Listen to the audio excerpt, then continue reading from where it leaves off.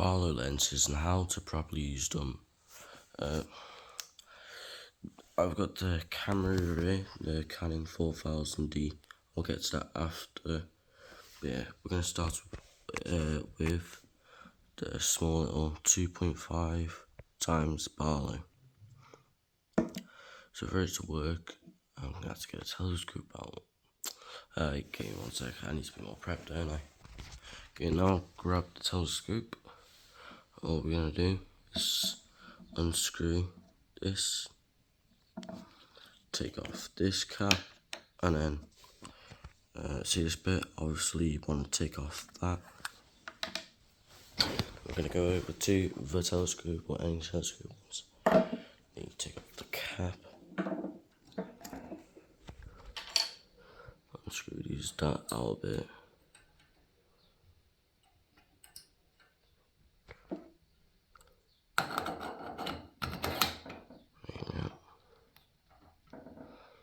So you should have what looks like a weird looking thing on top of the 1.5 inch adapter thing, whatever it is called. Now you can just grab any eyepiece of your choice. I'm just going to grab the first one, which is the 25mm, and then you're just going to put in the lens like this, and the setup should look something like this. Normally you want to just push it in a bit further to get a nice focus. So when you do that, focus is going to be a big part of zooming in into the object that you want to see. Yeah, that is one way to how to use a barlow lens, is to magnify or zoom into other objects. You can also stack barlow lenses quite easily actually. It's just quality sometimes can be a bit harder, a bit worse, and focusing can be quite hard or trickier sometimes. This is part of the T-ring for the camera. We'll get to that after that. We're just going to take off the 25mm lens. See this? This is a nice clean 3 times. I'm going to put that on here. So then we stacked our barlow lenses. So now you get something like this. The ones I've got, if you're curious, is the 4 elements, 3 times barlow lens, and this one is the Stellar Lyra. I think it's Stellar Lyra, 3 element, 2.5 times barlow.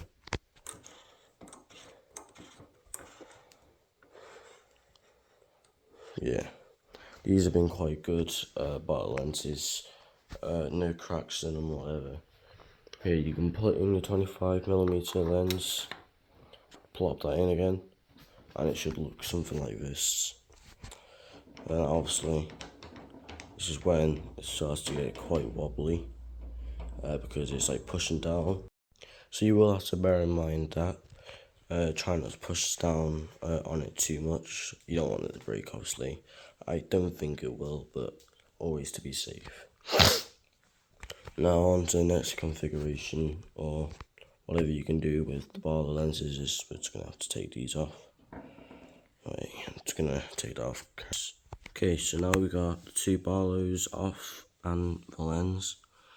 What we're going to do is we're going to use this 3 times barlow lens, and we're going to put it onto the camera. So I'm going to show you that now. Like I said in the video, I've got the EOS 4000D. It's not the best for astrophotography, but it's okay for planets. If you could, I'd recommend trying and get something more like 750D or something like that, because you can put a shutter release on it even, and it's it's got a digital lens thing in there. Same with this one. This one also does if I can even, one sec, I'm gonna have to clip this in there. Now that bit's clipped in, you want to put in a 1.25 extension in, and that'll be the T-ring adapter complete.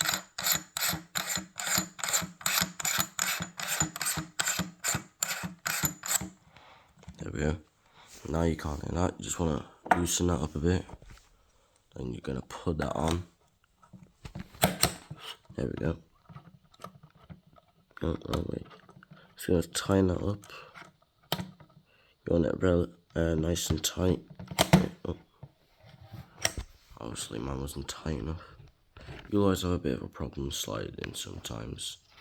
But yeah, this is what it should look like. You can turn on the camera if you want. These are my manual settings. Yeah, okay. So now this is what I use for like moons or planets. It's somewhere in between there. I changed the exposure time depending on how bright or how dull the object is, and normally with amount of shooting you do, I'll normally put a 2-second timer on it to stop the telescope shaking after taking the video or image, whatever you want to say. Now I'm gonna press that button up there, and you should get the live view. So now we've got that bit over there. Let's put it onto our telescope. Now the telescope is going to do what we've done, the same with the lens. Just going to put it in there. Just going to tighten these up here. And you'll literally just obviously turn on your camera, press live view. Obviously, because I've not got the dust cap off, you won't see anything, but I will get some images on the camera which I've took with it. Now these are just some images of the moon I've took here.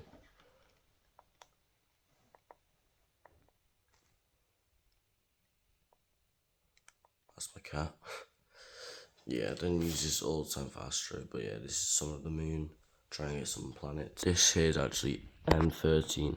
I tried taking a picture, but it's quite hard because it's not tracking mount.